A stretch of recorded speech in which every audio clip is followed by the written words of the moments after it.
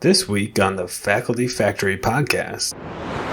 Even when you are an Associate Dean for Faculty Affairs and Professional Development, you need to continue to think about your own career advancement. And we were not thoughtful in designing an assessment methodology to determine our outcomes and be able to report them in a manner, as you were saying to me earlier, that it's hard to find places where we publish our faculty development successes. That's right.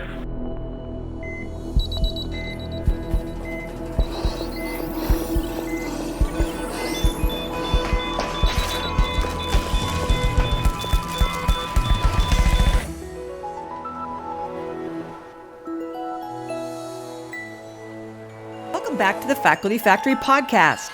On today's episode, we have Dr. Angela Sharkey. She's the Senior Associate Dean for Academic Affairs at the University of South Carolina School of Medicine in Greenville, South Carolina. She came there from WashU in St. Louis, and you may know her from being the past chair of GWIMS, the Group on Women in Medicine and Science at the AAMC. Welcome to the podcast, Dr. Sharkey. How are you doing, Angela?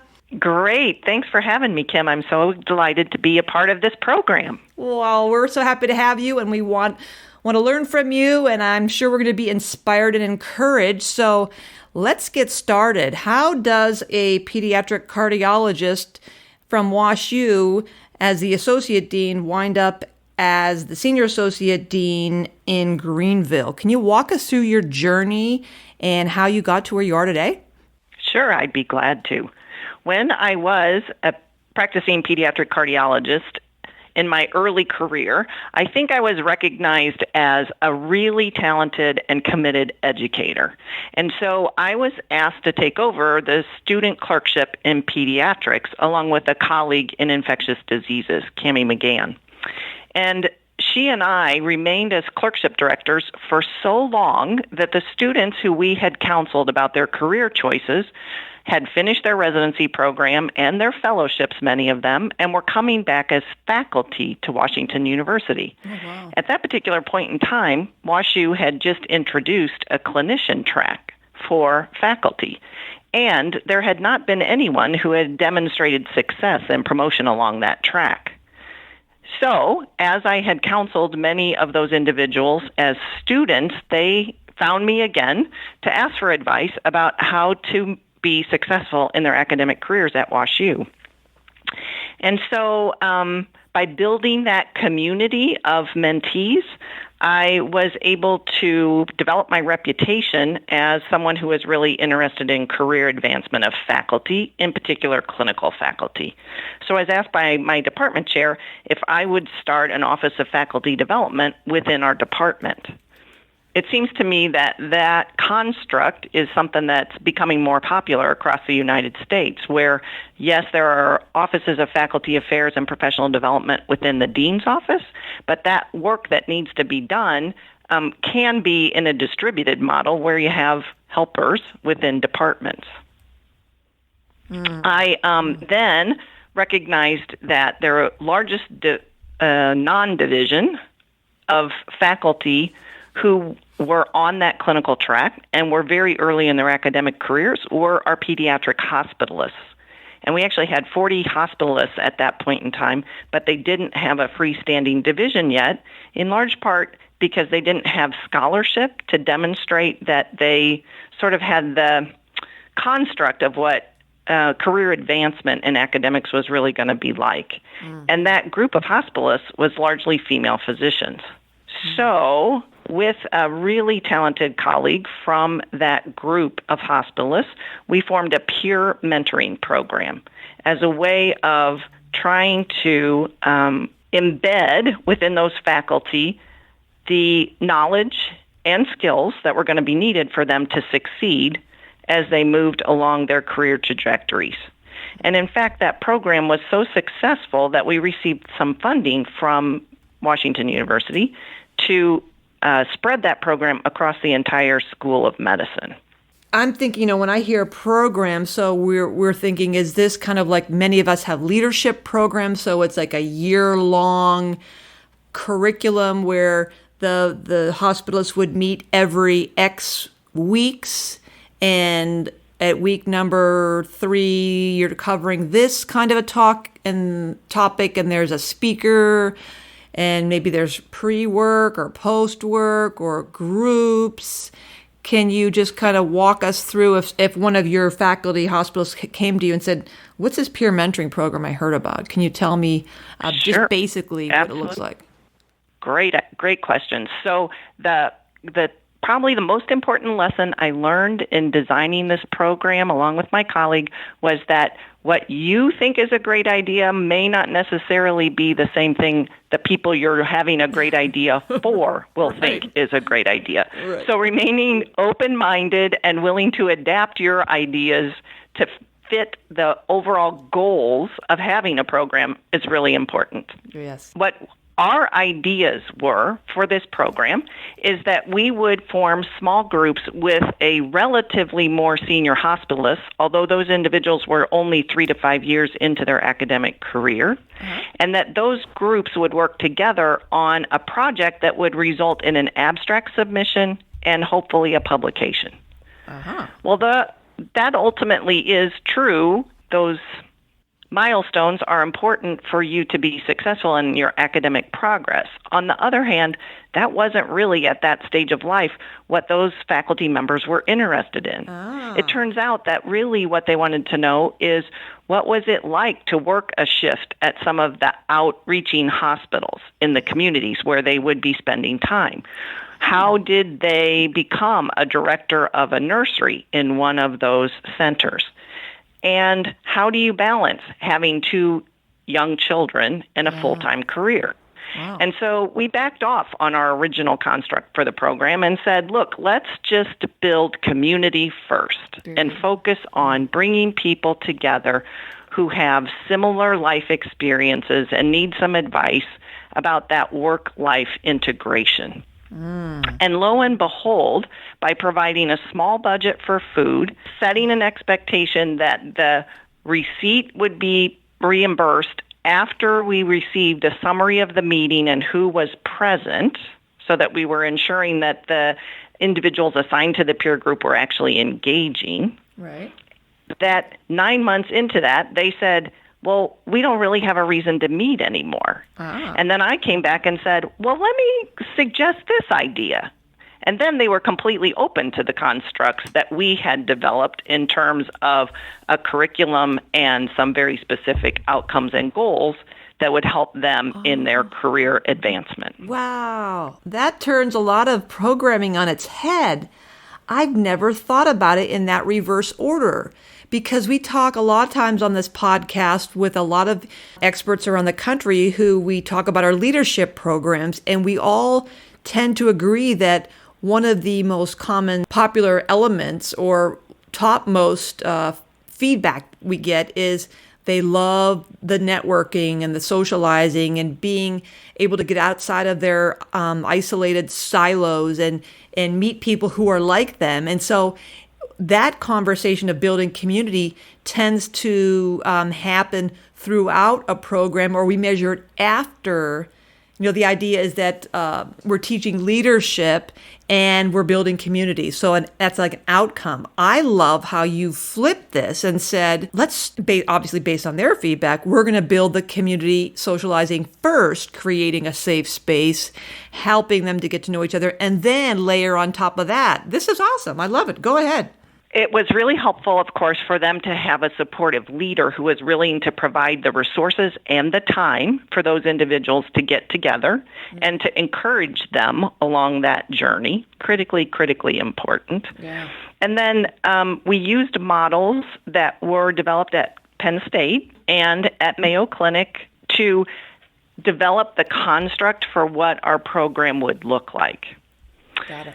Because those faculty were successful in having abstracts accepted for poster and platform presentations at national meetings, the department chair was so thrilled with that outcome that he made the decision to go ahead and form a division of hospitalist medicine within the department. And that program, which we started now over 10 years ago, is still in existence. In addition to the really wonderful career advancement for those peer groups, the other supportive component we built into the program was the construct that those who functioned as the leaders of these peer groups, those who had been in their careers 3 to 5 years, we would have team building and leadership sessions for them. So we would get together, we would review the celebrations, the successes that they had experienced with their groups, and we would identify obstacles and then try to work to solve some of those common barriers that the peer groups were experiencing in synergies, in moving their projects forward, and in engaging those in their peer groups. Wow. And then finally, each of those sessions, we would provide some leadership development. For example, time management skills, how to run effective meetings, conversations about promotions and how to navigate the promotions processes, so that the leaders of the peer groups also realized value by their willingness to participate in the program. Wow. That is amazing. I love that. I'm really struck by that, starting off with, you know what you said is just so important. It just kind of hit me over the head here. We all know, you step into people's pain and you meet people where they are and you listen to the faculty. And yet, like as you said, many of us have ideas about what programs should look like. So we think about it. We know the literature. We've been there. We've been doing this for years. We're a little bit more seasoned. So we think we know. So I love the humility of your saying, no, we went to them and they told us, no, wait a second, time out. That's all nice, but we want to go here. And then you're being humble enough to say, well, okay. And then backing up a pace. I find myself getting way ahead of myself as well, thinking, well, I know what's better for you. I know what's good. I've done this before. And I'm trying to be much more sensitive to especially younger generations that we can't impose these models of what we think. So I just think that's really wonderful how you flipped that and allowed the faculty to have that free reign in designing the program. And then we're just basically there to support them and help them solve their own problems. Yep. And I would say the other lesson learned from my perspective is that even when you are an Associate Dean for Faculty Affairs and Professional Development, you need to continue to think about your own career advancement. And we were not thoughtful in designing an assessment methodology to determine our outcomes and be able to report them in a manner, as you were saying to me earlier, that it's hard to find places where we publish our faculty development successes. That's right. Well, I think it's, even in this instance, and I guess I'll just be, rationalizing why it's so hard for us. And I get into these kind of debates with my colleagues who aren't in this field. They're like, well, just get more publications, just write. What's the problem? And I'm like, well, it's not so easy.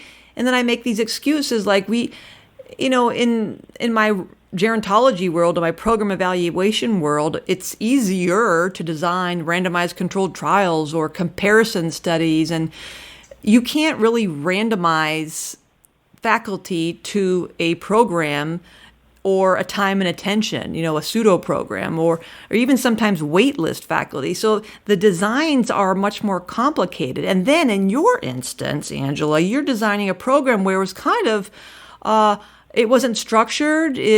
I can't even imagine you having designed a baseline test to do thus and such when you didn't even really know where you were going with it. You were being very absolutely organic. And so how do you design evaluation plans when we have to be able to pivot so rapidly with our faculty groups, depending on what's happening at that moment in time? I'm sure many of folks listening can agree that when you may have a curriculum set up and somebody in the class raises their hand in response to something, and all of a sudden, before you know it, you've gone astray. But it's important that you stay there, because all of a sudden the group of, for instance, in our women's leadership program, when one young faculty member starts crying because has a baby at home and a toddler, and she's being told she needs to give talks, and she simply does not know how she could manage with a baby and a toddler to be traveling internationally to all these conferences and giving talks. And so then all of a sudden, all the other women in the group rally, and we're talking about this issue, and it's important. So how do you balance that between, how would you measure that outcome when at the end of that session, the women are staying for an extra 20 minutes, half an hour, and they're bonding and they're supporting each other and they're forming little pods of groups and they're making plans to connect with each other. How do you measure that, Absolutely. So it is. Well, and it's fascinating, isn't it, as we think about the demands on our clinical faculty and our biomedical science faculty in this day and age, your tenure track, your non-tenure track, there are so many competing demands no matter which way you slice it. That's right. And I think that lay on top of that the generational complexities that we have, families or parents who we're providing care for. It is a challenging enterprise being involved in academic medicine, no doubt about it. So you mentioned just but that's why we have great faculty affairs and professional development deans to help support those faculty, right? That's right. It gives us job security, and many of us are blessed that we have been given time and space to think about these things regularly. I like that. It's not many of our institutions and our deans, as Daryl Kirch recognize that the deans recognize the value of our offices and what we're doing, and that's evidenced by the fact that many of us are given FTE protected time to think about these things and to get in there in the weeds and talk to our faculty and come up with innovative, creative ways of helping and support our faculty and faculty success and ultimately our patient, health of our communities and population.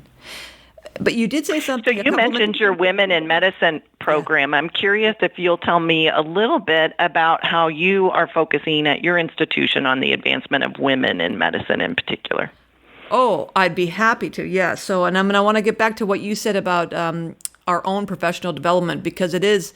You did make that jump over to South Carolina, so I definitely want everybody to understand how that opportunity came up and happened for you personally. But briefly, at Hopkins, under our Office of Faculty, we have an Office of Women in Science and Medicine, which is headed by our Senior Associate Dean for Women, who is Dr. Barbara Fivush in pediatrics. And she established that office, oh my goodness, maybe 12 years or so ago, maybe more. And she immediately started by offering a leadership program for women faculty who were a little bit more like mid-career. And I think that came off the heels of her, Dr. Fivush, having participated in the AAMC early career, mid-career opportunities. So she designed this year-long leadership program for women, and then the mid-career women. And then, of course, the question was, wait a minute, we need something for early career women as well. So she backed up the train and then also built a program for early career women. And then 2 years ago, after she participated in ELAM, came back home to Hopkins and created an executive leadership program for senior women. So we have currently at Hopkins 3 year-long longitudinal cohort programs for women, and we've published on 2 of them now, I think. I think we have 2 publications on both of the early and mid-career women's and competencies around leadership. So we've had really longstanding success with those. And Dr. Fivush also heads up the gender equity initiative we have. She keeps an eye on faculty salaries and women's issues. She was involved in creating the first ever Johns Hopkins University child care leave policy. We didn't have a maternity, paternity, child care leave policy, if you can imagine, no policy whatsoever. So she was involved in that initiative of getting child care leave. Women in leadership programs. So she has a couple committees working on advancing the status of women into leadership and all search committees and having a presence and making sure we try to get more women represented in leadership. And, there's something else. She offers a series of luncheons and speed mentoring programs. I think I've hit all the things for the women. Pretty strong. Yeah. So now I'm thinking all your. Yeah. Sorry. Go ahead. So now I'm thinking now all the listeners are jealous that they don't have an office for women that allows for that same attention and wonderful programming that's offered. It sounds terrific. Yeah, and I know Dr. Fiva should be happy to talk with anybody about it for sure.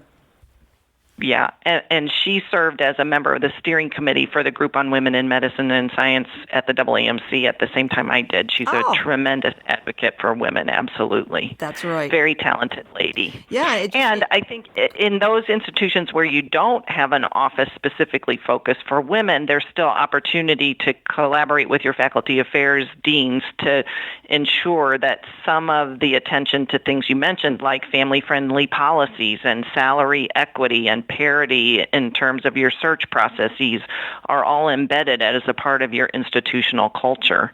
And for me, when I was at St. Louis University, it was really important for me to work with my parent institution, so the undergraduate university, because women across all of our colleges and schools are impacted by these same issues, and building consensus across the academic enterprise can help raise the voice, literally, to a higher level. Well, you're right, Angela, and you're raising another really important point, that for everyone listening out there, oh, geez, I wish we had an office. Well, geez, change starts one person at a time. All it took was for Barbara, not all it took. It certainly wasn't flipping a switch, but it takes just one person who comes back home having been inspired or encouraged by attending a conference, meeting with colleagues, to come back home and say, hey, wait a minute. And you start beating that drum, and you start going on the listening and learning tour, and you start, get with the elevator pitch, and you start collecting data, and you start spreading seeds of interest. And I wonder about this, and I'm curious if women make the same amount of money there. And I'm wondering, I noticed that this many women are here and not so many women there. It just takes, a concerted effort by someone who just says, I'm going to carry this mantle, and you just bring it home, and before you know it, you're leading that effort. So you're exactly right. That stuff happens. It's rare that, well, sometimes I guess from the top down, a dean would come back and say, listen, like our dean came back and said, burnout is a big issue. He went to an AMA conference in Chicago a few years ago and said, we need to tackle this. We need to do wellness. And boom, now 3 years later, we have a chief wellness officer. So I guess that change can come from the dean down. And many times it's also faculty who are listening right now saying, by gosh, we're going to get one going, and I'm going to be the person to lead it. So you just decide that that's what you're going to do, and you get your stakeholders together, and you work hard, and that's what can happen. Well, and I think, Kim, you and I both know from working with faculty over a number of years that you have to find your passion, and that allows you to have your voice to whatever stakeholders will listen and recognize that there's value add from those voices that come outside of the dean's office, right? And can bring forward opportunities for our universities, for programming, for new offices, for the needs of the constituents, that is our faculty, our students, and our patients. That's right. So Angela, that kind of leads me to my academic affairs role, so my own professional development, if I can say. And so I had the opportunity to present with several other faculty affairs deans at the annual GFA meeting, and I was presenting with them on various leadership programs that we had at our home institutions, and really how we defined leadership and what characteristics and traits we sought in leaders. And it was at that seminar that somebody approached me and said, we are looking for leaders like you. And I wasn't looking for another opportunity at that point in time, but I have to say I was missing being closer to the students. I had been working with faculty at that point in time for over 10 years, and I am a big believer that lifelong learning includes lifelong professional development, and that certainly has been a way for me to maintain my energy in academic careers over time.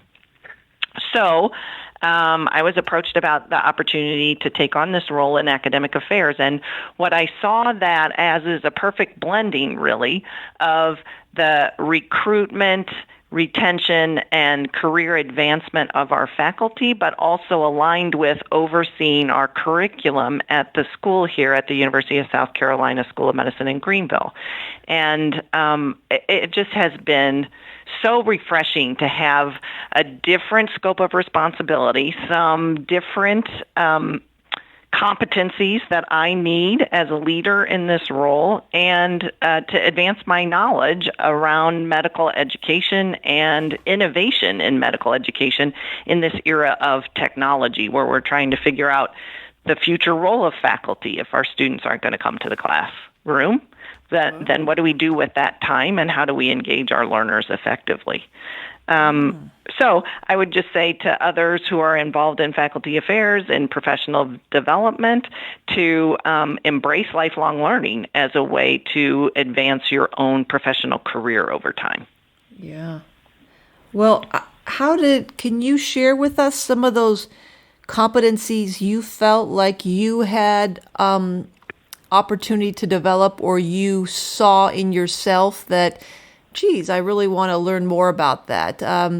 We get to a certain point in our careers and we think, well, all right, I've learned these things and have a pretty good handle on leadership, and I know my weaknesses. I've had 360s done on me, and I'm curious how, in your stage of career, going to a really senior executive position, how you were able to recognize these opportunities and weaknesses, perhaps, and turn them around to be strengths. Great question.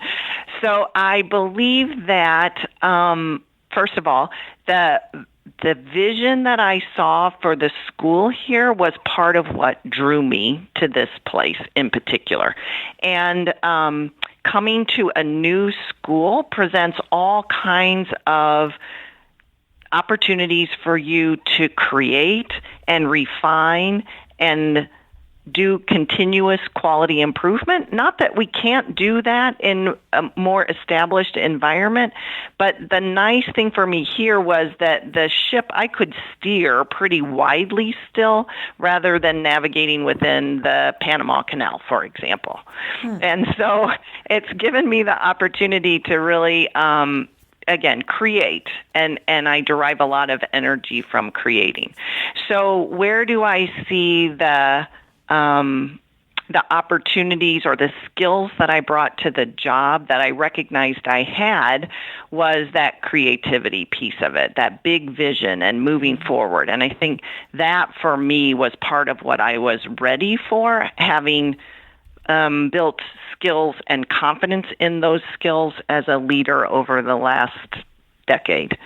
And where do I see that there were unanticipated challenges? Moving's a huge undertaking, and people should not take that lightly. When you've been established in a community for a long time, it takes a while to get settled in a new place again, and your pace of change is pretty dramatic for the first 2 years at least. How long had you been at WashU? And I've talked to other friends.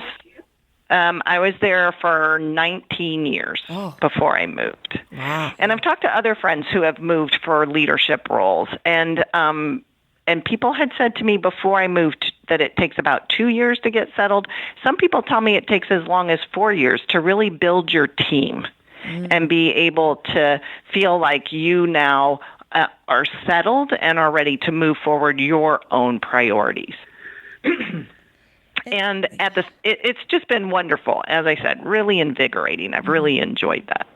So you don't feel, when you said just 2 years, I kind of thought, because I'm so impatient, but I assumed you're going to tell me that the leadership, there in South Carolina reassured you that, listen, Dr. Sharkey, we know the things you want to do are not going to happen in 3 months, right? Please tell us and reassure us all that you didn't have people breathing down your neck, that we're not in the industry where you need to produce a week later, that they understood that there Sure. was this kind of ramping up time, right? Yes. Well, and the other thing that was really good for me is that I went through all of these processes, like onboarding, for example, as someone who was being onboarded. And that gave me great insight into working with my faculty affairs dean and with our chief of medical affairs to be able to say, here's how we might want to think about doing some things differently. Here was my experience. Let's talk about it. Did we have the medical school front and center in everybody's mind as they were coming into our institution? Did they hear about the opportunities there were for research or to work with learners or to find time to take vacation? And how do you book yourself out of the office? And so that was a great way to learn about the organization and to establish my first low-hanging fruit, right? The projects that I could accomplish within the first 3 months.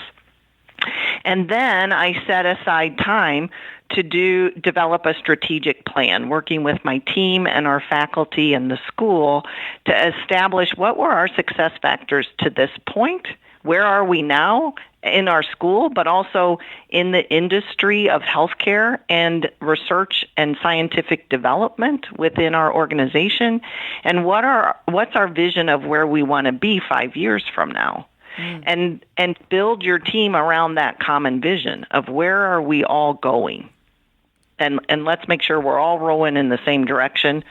And some of us may have faster rudders than others, but let's just make sure we're all rowing in the same direction, has been really an important part of gelling the team and having them come together to work together to make progress for our organization. Can you offer any insight into this notion of vision that you keep saying vision and you know, we all know this, but I'm imagining you going to Greenville and having conversations when you were contemplating this career move. How do you make sure, or how would one know if their vision, their own personal values and their own personal vision resonate with an alien, a foreign institution's true vision and values? Can you think of any experiences or observations you had when you were there? Did something like kind of hit you in the gut? Was it a gut instinct of like, yes, this feels good to me? Or was it something somebody said that you thought about and had to see how it fit? Could you maybe give us a little insight into this vision experience for you and knowing that these pieces and parts were going to click together and that this was a fit for you and for them? Mm-hmm. I think that the most important factor in determining for me that I was going to mesh with this organization was that there was an intentionality about the language that we use to express our values and our vision, and the intentionality about cultivating the culture of our environment. And so that is lived out through a construct of conscious professionalism, a willingness and an agreement that we will all approach each day with curiosity. When someone brings you an idea that is counter to your own, rather than saying, that's not what I think, we try to and agree to approach with the question, I'm curious why you see it that way. What is it about your perspective that results in us viewing this differently? And therefore you might arrive, lo and behold, at a more brilliant solution that is in fact something either of you didn't think about or the two of you blend your ideas to have an even better construct moving forward. So it was that intentionality and commitment that I saw within the organization was, as you say, the gut punch that made me say, yeah, this is the place I really want to be. That's great. And the really good news for me is that when I live day to day here, that culture that was espoused is in fact here. Yeah. And so that would be the part I guess I would say to others who may consider, am I ready for a change? You need to really understand for yourself, what is it that you fundamentally care about and want to define as your legacy? And is that organization going to help you move closer to that vision, goal, and legacy or not? That's right. And be honest enough with yourself to say, I'm not seeing it here, or I am, or I believe that the people who are recruiting me share my vision, or like my ideas enough that they'll be willing to get behind where I think we're going and move that direction with me. Mission alignment. That's right. We have to be aligned with.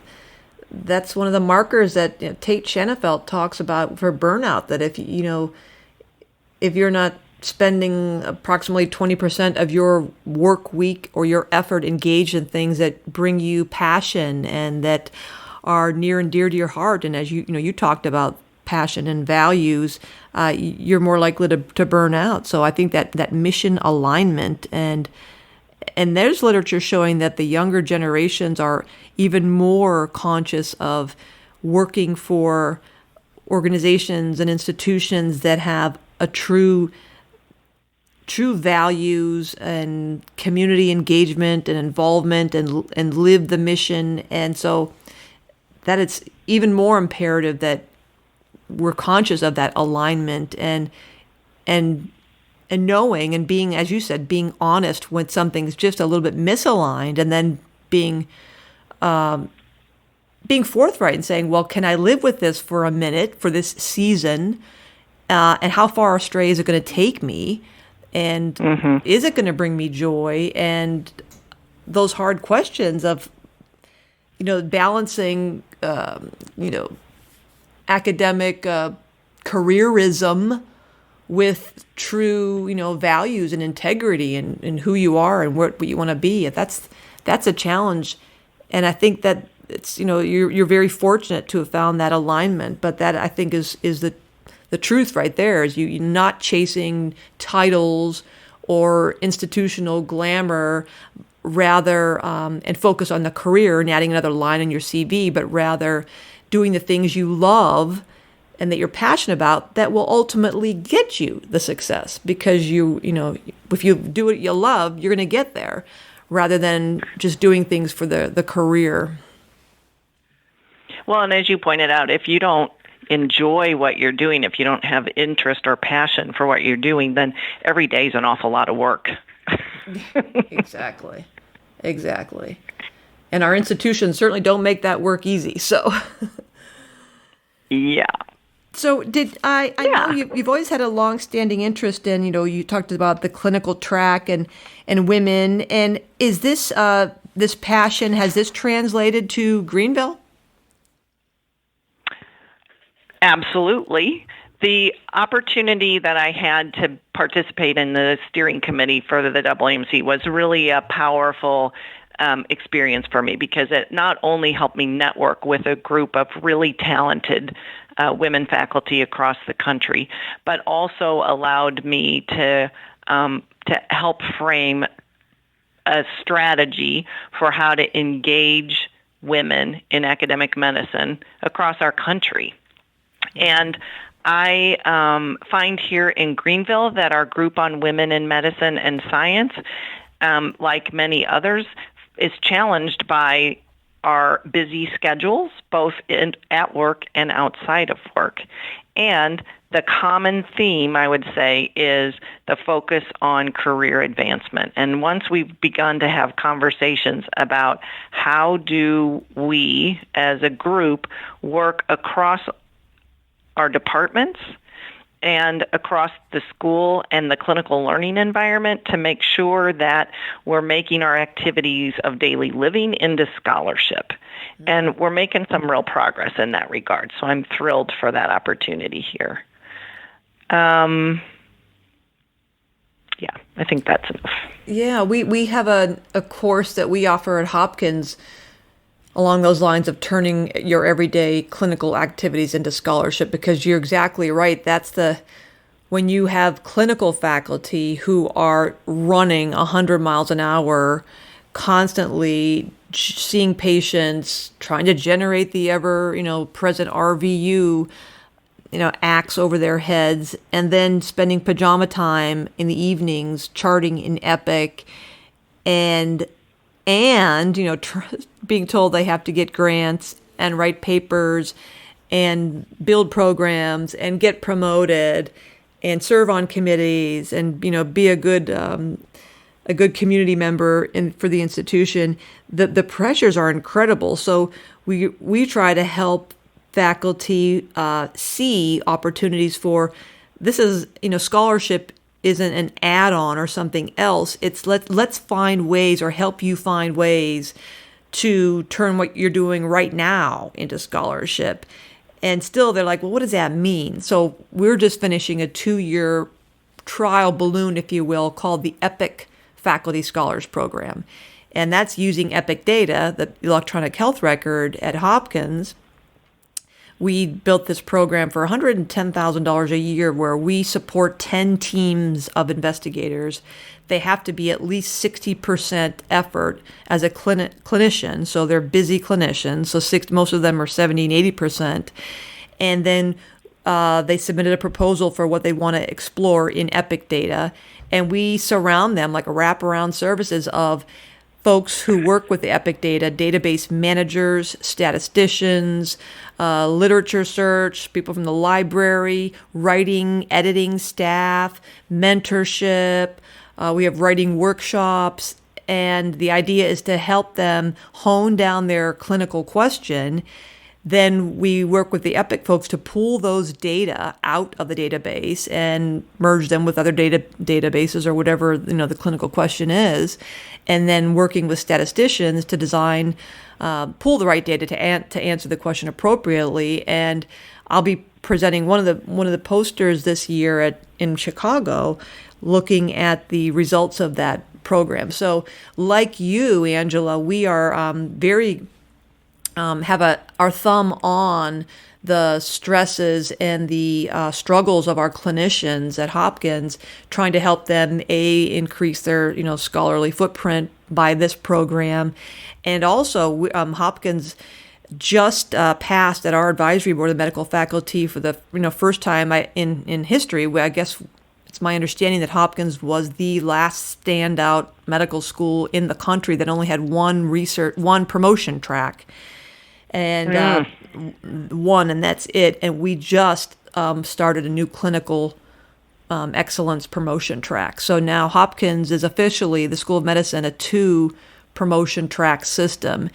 And as you can imagine, that was an incredible lift that our Dean Paul Rothman spearheaded, with our senior associate dean for faculty, Dr. Cindy Rand, really pushed hard to move very quickly, collecting data, making the case, looking at our peer institutions to allow a transparent pathway for promotion, because many of our clinicians said, this is just impossible. I mean, how in the world can we do this? So we just passed it, and now we're, of course, trying to figure out the implementation stage. What does this look like? We figured out the criteria and all that. But so like you, Angela, we're working hard to really lift up our clinicians and help them find ways to navigate their careers in academic medicine.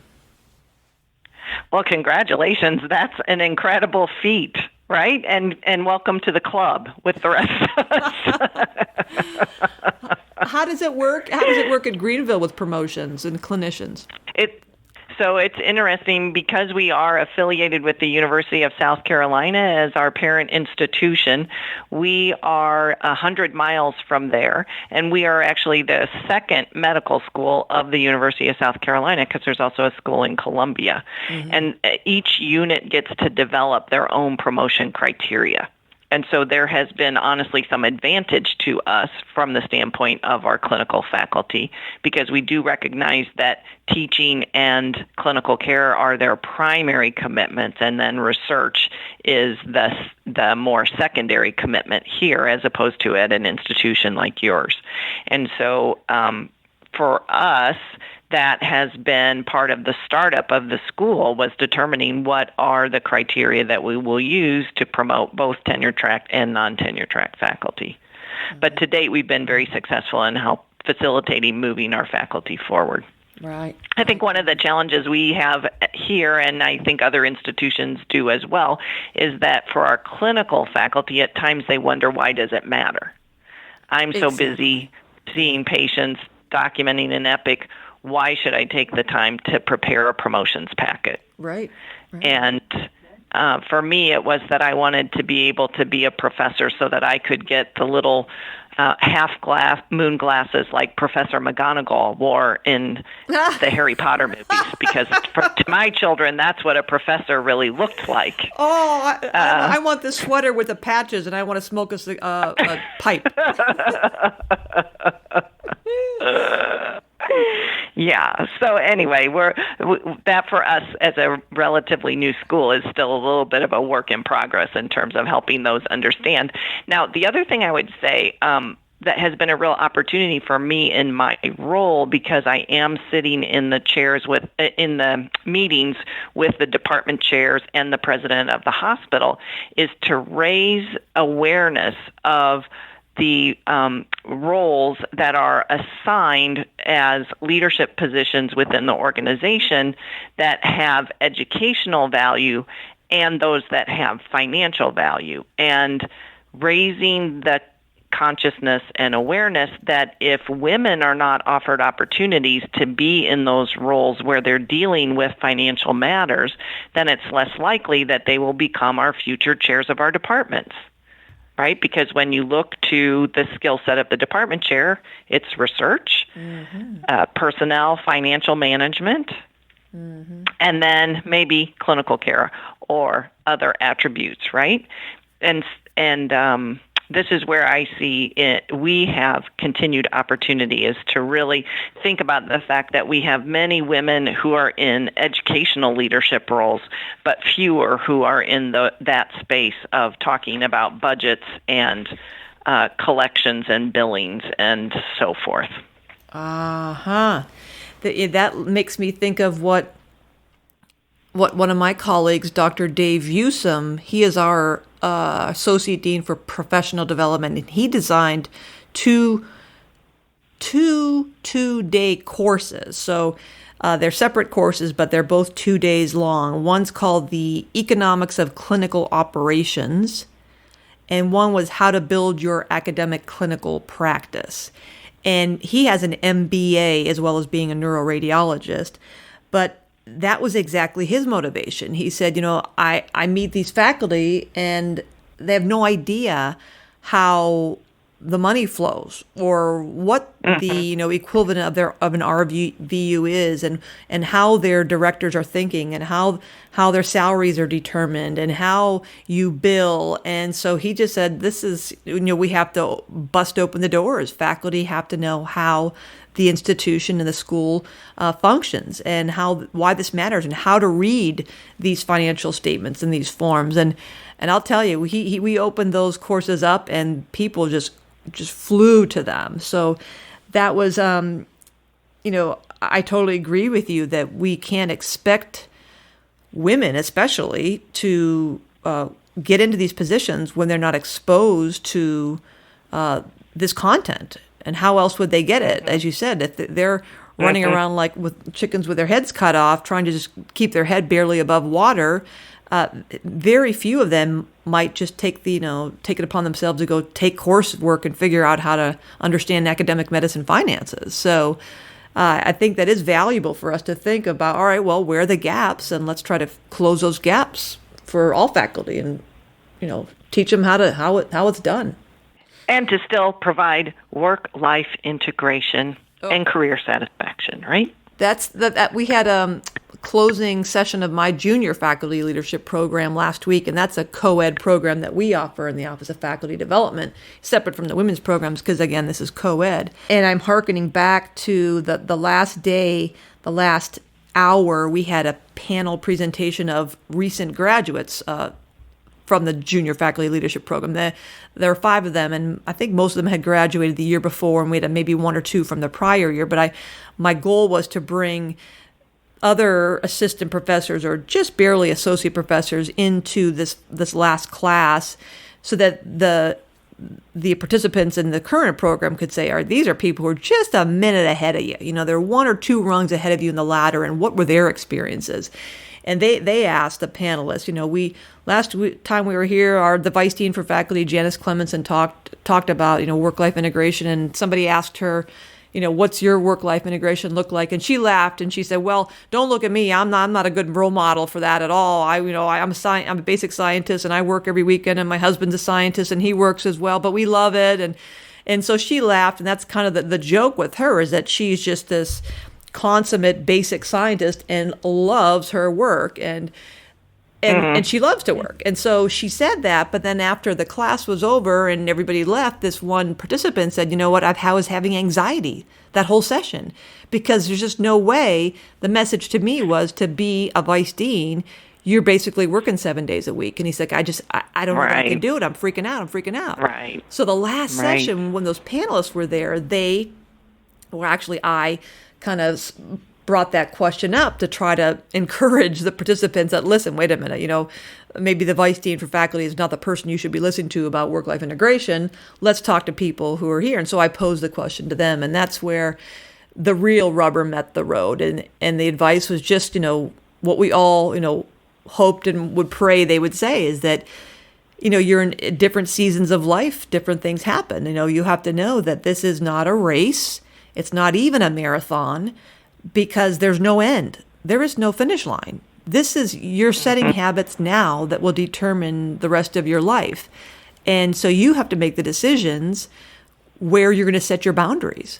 You're going to have a child or children and building a family, and, a grant's coming up. You're just going to have ebbs and flows, and you have to make sure that when you have those periods of downtime, that you schedule the things that bring you joy, and you always, every day, make sure you're building that in. So there's a lot of good advice about that, and just what you're talking about, Angela. And it was so refreshing to see the young folks telling the other young folks that's how it is. So I'm like, okay, good, they're getting it. And in fact, some of our participants said, Kim, this was the best session ever, just hearing from them. And I thought, well, geez, that's going to make the next, iterations of this easier if I could just have panels of graduates coming in and just talking to them, because they just loved hearing from their slightly more senior colleagues. Well, and I think to your point that it's absolutely true. There are ebbs and seasons in life. And the fact that my children are grown, successfully launched at this point, gave me the flexibility to consider a major move, which was more about my career and my life than it had anything to do with them. And that's the first time in the last 28 years I've made a decision without really thinking about the impact it has on my children. Mm-hmm. Right? And so there's a whole different construct that you reach, hopefully, someday in your life, should you choose to use that framing as a basis for how you answer some of the questions about considering other career opportunities or career advancement. Yeah, and you're right. And then I can't help but think of women, and I'm sure you have 100 stories, Angela, of women coming and being given opportunities, maybe young and they're early in their career, mid-careers, and they're thinking about their partners. So maybe it's not even kids, but when you, especially a lot of academics, they're 2 career academic families, and so it's even more of a challenge. And we certainly, you and I know the literature of women making decisions or not making decisions, or not negotiating, or not asking for what they want, and need. Basically, deferring to the partner's careers. So that's a whole other, challenge for us as leaders to make sure we're helping our women faculty speak up and advocate for themselves and be bold in thinking of, and thinking about themselves first versus the tendency to always put ourselves last or bottom of the list of things to do. Sure. Right. Yeah. Yep. And I think another challenge that we face in academic medicine now is the fact that, again, people are having to resubmit grants. And so that it just the time it takes to become successfully funded, the number of patients that you have to see in a half-day session in order to bill sufficient RVUs, the pressures that we feel in that way impact both genders. And with the construct that we have in medicine, where if you're a woman physician, you're more likely to be connected to a partner who is going to need to transition with you and who is also working, adds complexities to career advancement and, again, considering career opportunities moving forward. Exactly. And all of that is a part of your value system. That's that right. You weigh as you make a decision to take the next move, whatever that looks like for you based on your own passions and opportunities. And I think that that there are some of us who tend to be a little more risk averse than others. And being willing to take some risk in taking that next step, whatever that looks like for you, is opens a lot of doors. That's right. It really does. That's right. And that's where, the coaching, all the literature on coaching now, we just put a publication out with my colleagues, or Rachel Levine spearheaded that program, and we just published in Academic Medicine on coaching versus mentoring. And so, that's where that incredibly valuable skill set, or having people in your life who will sponsor, that's what I meant to say, sponsorship paper, yep. sponsor you to be on committees or give talks and mentoring you, and coaching you. I had a junior faculty member in my office just this afternoon who said, strictly confidentially, I am being recruited by other institutions, and my goal right now is I'm just going to, collect information and see what they can offer me, but I don't want to negotiate, and I don't want to enter into competitions, and I don't want to pit one against another, and I don't want to pit them against Hopkins, and I don't want to do all that. And I said, I'm sorry to tell you this. I said, but you darn well better do that. And she was shocked. And then after I told her, and all the books, the Women Don't Ask, and all the literature that shows that women don't do that well, I got her around the bend for her to realize. I said, it is ugly, and it is hard, and it is having difficult and crucial conversations, and nobody likes to, be confrontational or to be challenging or talking about money and resources, and there's a lot of emotional baggage and that kind of stuff. I said, but you know what? I'm happy to rehearse it with you. I'd implore you to put a matrix together, look at these things, and don't be shy about comparing and asking and evaluating. And I could just tell that she was stunned by the whole fact that she was, first of all, being recruited, but then secondly, by overwhelmed, as you just described. She said she's a busy clinician. She's like, this is another part-time job. I don't have the time or the energy to do all that negotiating stuff. And I said, oh my gosh, I'm telling you, this is one shot when you go new to a place where you really have to go in with all the data. I said, this is your prime opportunity. So that's, I think, our obligation as leaders and in our roles to help encourage junior faculty members, especially women, to find that power and to find the courage to do those tough things. And to take the time and energy to reflect on the opportunities that present themselves to you, rather than necessarily seeking them out over and over and over again, right? Being intentional about what is it that you want from the universe, and how are you gonna facilitate that coming to you? I think it does take a lot of time and energy to look for a new position, right? It's not to be underestimated how much it does add to your already busy schedule. Right. So I appreciate that about your colleague, recognizing that it would be that commitment to move forward and considering an opportunity. And at the same time, you got to figure, is it a part of your passion, and what learning opportunity is it going to offer you to consider that role and that position? Because learning is energizing. Right. It's worth considering every now and then a change, just to make sure that you're at the top of your game always. Yeah.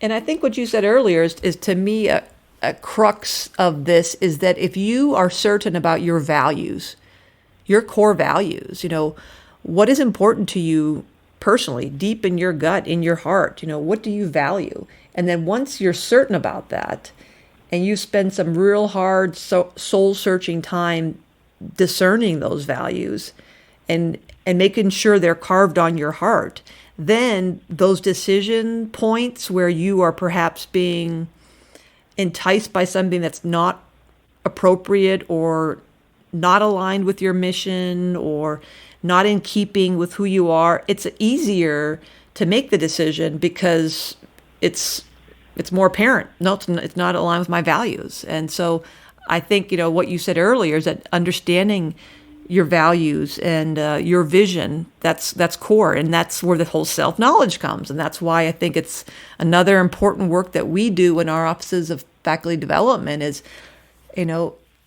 knowledge of self, knowing who we are. Aristotle, knowledge of self is the beginning of all wisdom. And so that's what we try to do is help our faculty know, who are you really? Spending your whole career busy doing and achieving. And there's a lot of value, I no pun intended, there's a value in stopping for a minute and saying, well, wait a minute, what is it do I value? If someone were to look at me, would they be able to tell me, what I value by what I'm spending my time doing? Mm-hmm. Yeah. Yep, absolutely.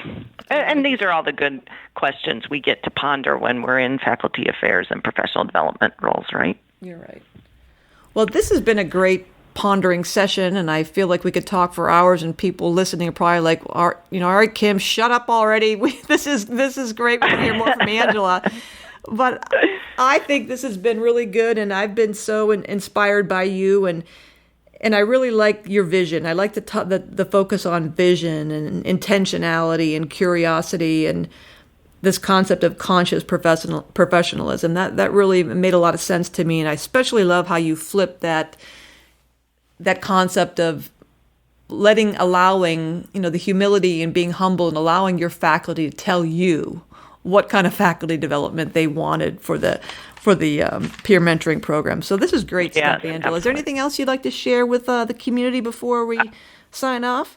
I just really appreciate the opportunity to be a part of the program, and thanks for your time, Kim, very much. All right, everybody. This has been Dr. Angela Sharkey in Greenville, South Carolina. Thanks for tuning in to Faculty Factory Podcast. The mission of the Faculty Factory is to build and support a community of leaders in faculty development who share tools, resources, wisdom, and encouragement in service to our faculty members, schools, and institutions. We encourage you to go to facultyfactory.org to find out more, get in touch with me, ask me any questions. Maybe you want to be interviewed on the podcast. Thanks for tuning in to Faculty Factory Podcast. We'll see you next time. The Faculty Factory podcast and website is sponsored by the Johns Hopkins University School of Medicine Office of Faculty. For more information, visit facultyfactory.org.